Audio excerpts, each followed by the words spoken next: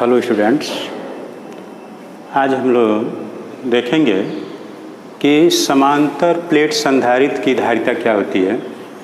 इसमें धातु की दो बेलनाकार लंबी प्लेट होती है जो एक दूसरे से d दूरी पर स्थित होता है और इनके बीच का परावैद्युतांक माध्यम K होता है। जब हम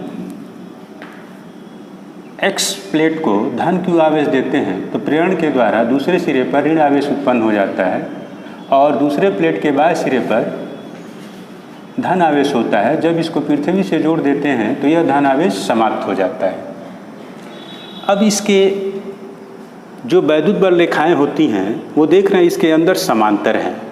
केवल दो ऊपरी पृष्ठ पर और निचली पृष्ठ को छोड़ दें तो सभी जगह प्लेट के अंदर सभी जगह जो वैद्युत बल रेखाएं हैं वो समांतर हैं।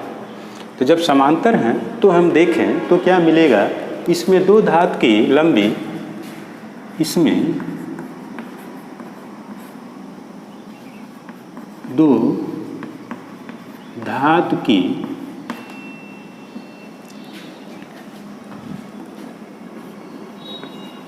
लंबी प्लेट X तथा Y है जो वायु परावैद्युतांक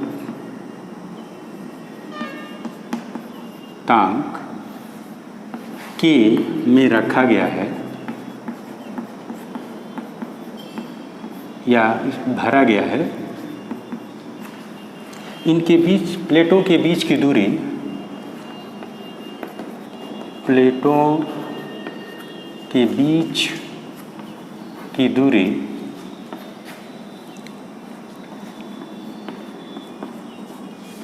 d मीटर है जो एक दूसरे के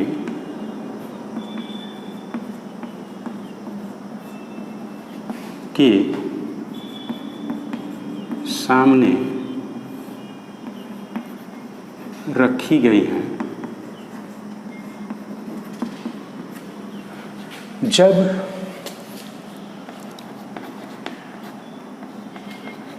प्लेट X को धन आवेश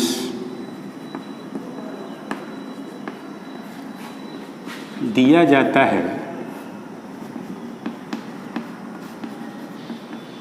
तो प्रेरण के द्वारा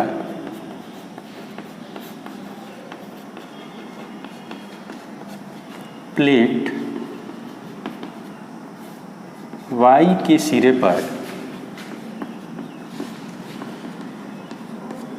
ऋण आवेश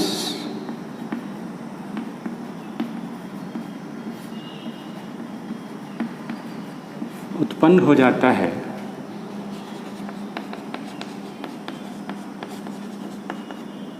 और Y प्लेट के बाहरी पृष्ठ पर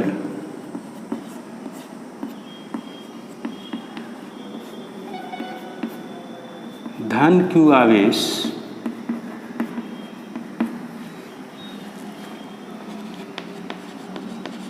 उत्पन्न हो जाता है। जब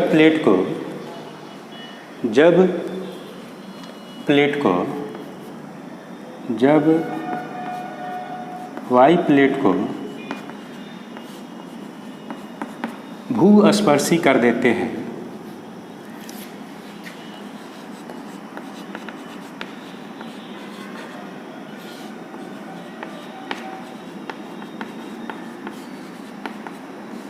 तो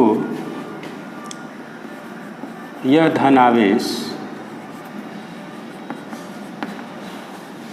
समाप्त हो जाता है, निरावेशित हो जाता है।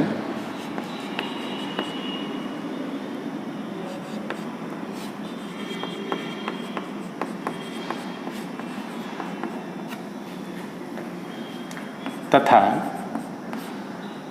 प्लेटों के बीच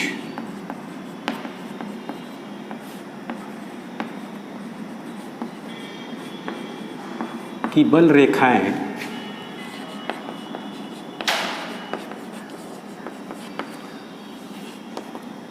समांतर होती हैं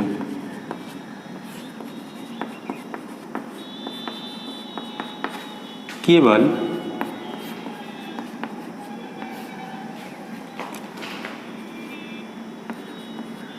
ऊपरी तल तथा नीचे के तल को छोड़कर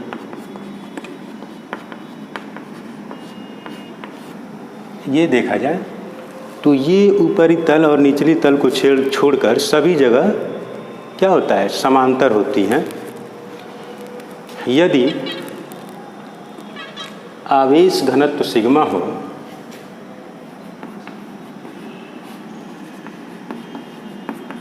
आवेश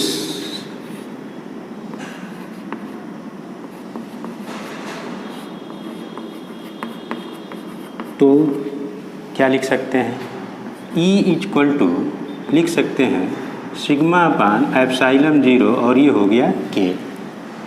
अब हम लोग जानते हैं कि जो आवेश घनत्व होता है प्रति एकांक क्षेत्रफल पर वितरित समान आवेशों की मात्रा को ही हम आवेश घनत्व कहते हैं। तो आवेश लिखते हैं Q अपान A, ये यहाँ से हम रख दें तो ये मिल गया E Q upon epsilon 0 K into A। ये हो गया समीकरण नंबर 1।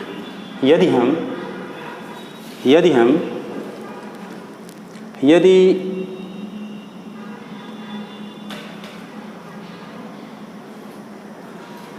चलिए तो एक समान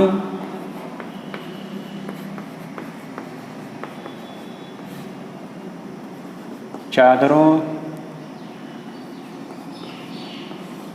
जो एक समान चादर है के बीच लगने वाला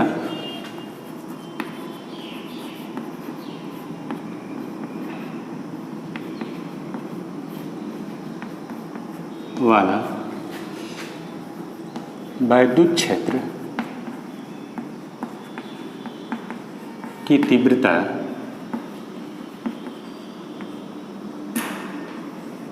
अभी हम लोग लिखे हैं E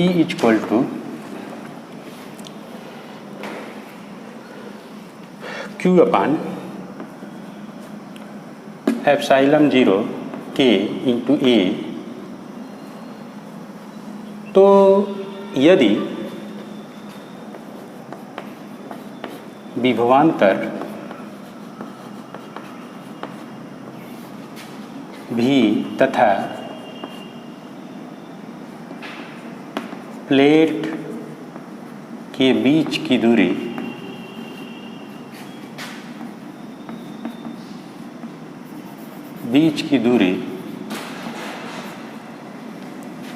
d मीटर हो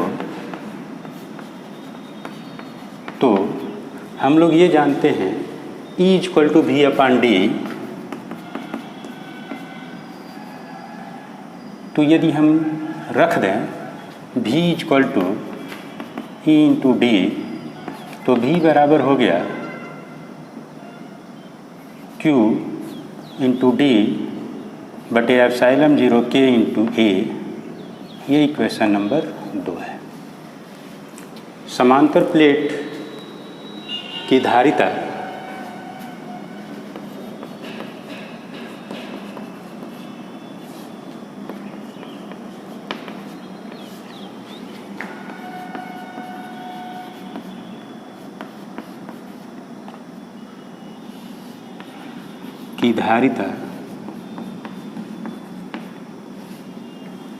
C Q अपान V। तो ये हो गया V की वैल्यू रख दिया जाए तो ये हो गया Q बटे Q इंटू D बटे एप्सिलॉन 0 के इंटू ए। तो ये जो वैल्यू मिलेगा क्यू से क्यू समाप्त हो गया, एप्सिलॉन 0 के इंटू ए अपान डी। यानी कि एक फार्मूला हमको मिल गया, C इक्वल टू एप्सिलॉन 0 के इंटू ए अपान डी। ये एक फार्मूला मिल गया। यदि वायु अथवा निर्वात के लिए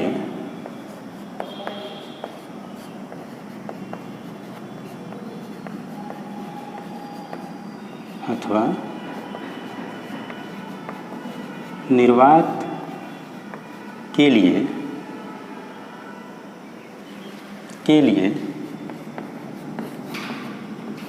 इक्वल टू 1 और धारिता C0 हो तो क्या मिलेगा? तो ये मिलेगा हमको C0 equal to epsilon 0 a upon d. ये इक्वेशन नंबर 3 है। और तब हम लिखें तो क्या मिलेगा? यदि हम लिख दें कि C0 बटे C, ये देखें C0 बटे C क्या मिलेगा?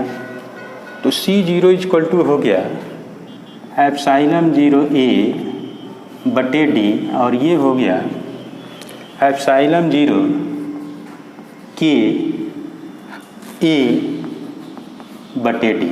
यानी कि ये मिलेगा एप्सिलॉन 0 समाप्त 1 अपान के। तो k इक्वल टू हम लिखें, k इक्वल टू लिख सकते हैं C बटे C0। C बटे C0 इक्वल टू k लिख सकते हैं। और इस प्रकार हम आसानी से ये देख सकते हैं कि जो वैल्यू मिल रहा है समांतर प्लेट संधारित्र की धारिता निर्वात अथवा वायु में उस परावैद्युतांक माध्यम के k गुना हो जा रहा है। यानी कि C equal to k times C0। तो इस प्रकार हम आसानी से ज्ञात कर लेते हैं। और जो